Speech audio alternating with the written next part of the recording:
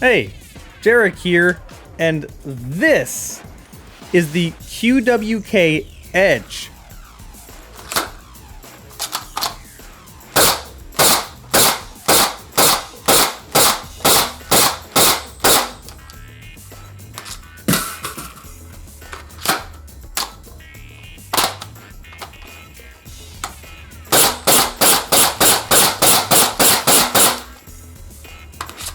Yeah, this thing comes in what is effectively a really nice gun case, with following papers included. Inside of the box, you will get the Edge, one 10-round magazine, 10 of these yellow darts, which look somewhat similar to Adventure Force Pros. I'll talk about these later. An 11.1 volt 3S 400 milliamp battery. This won't last long. I really recommend you get the bigger one. And you get a little extendy cable to actually charge it.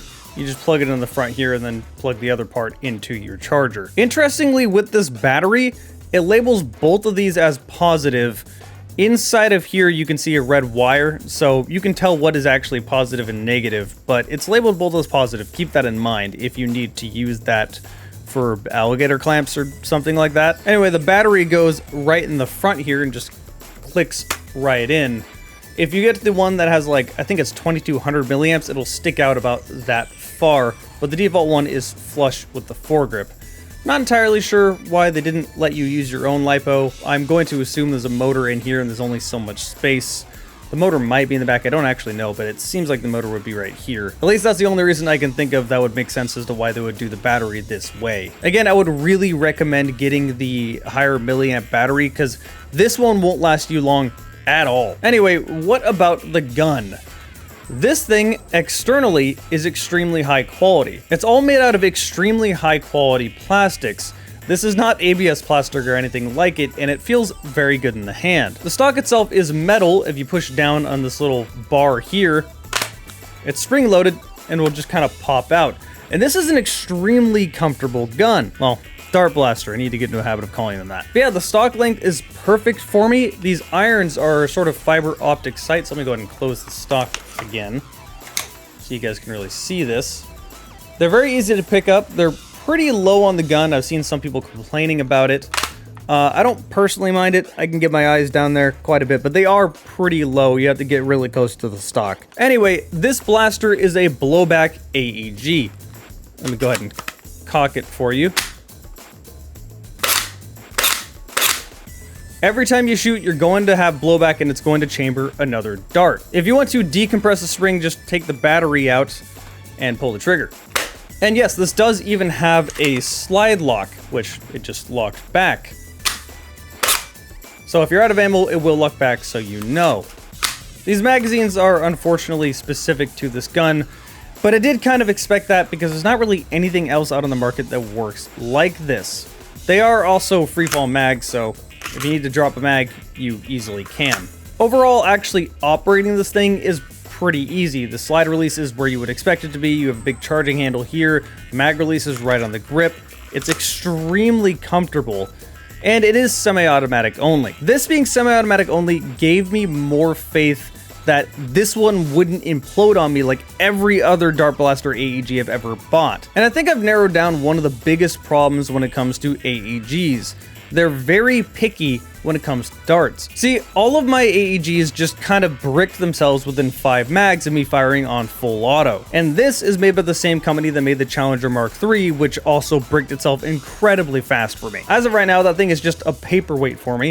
If anyone wants to fix it or knows how to upgrade it, then I would be interested in that. But after I'd fired this thing quite a bit, it still works. That's not to say this thing is flawless or the internals don't make me concerned at all, because this thing easily could just have its gearbox lock up, but then you also have another bricked gun. I've narrowed down AEGs bricking themselves to one really important thing: the darts you use. Every time an AEG bricked itself, I was using either Worker Gen 3s or Adventure Force Pros. AEGs just don't seem to like those. I noticed with my BK1, the darts that came with it worked perfectly fine.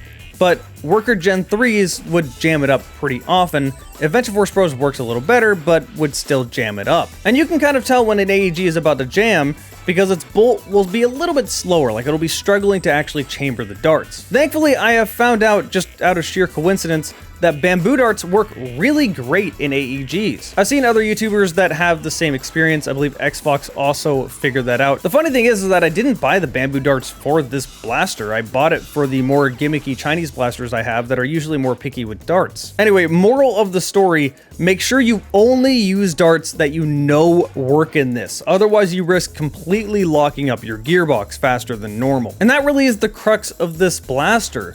I want to say I 100% recommend this blaster. I want to absolutely love this thing because this thing is so cool. You have a blowback AEG, it does the stock release thing, it's comfortable, it works, it has good performance. Like, I could rant about how much I like this thing, but I cannot confirm that the internals aren't going to explode on you.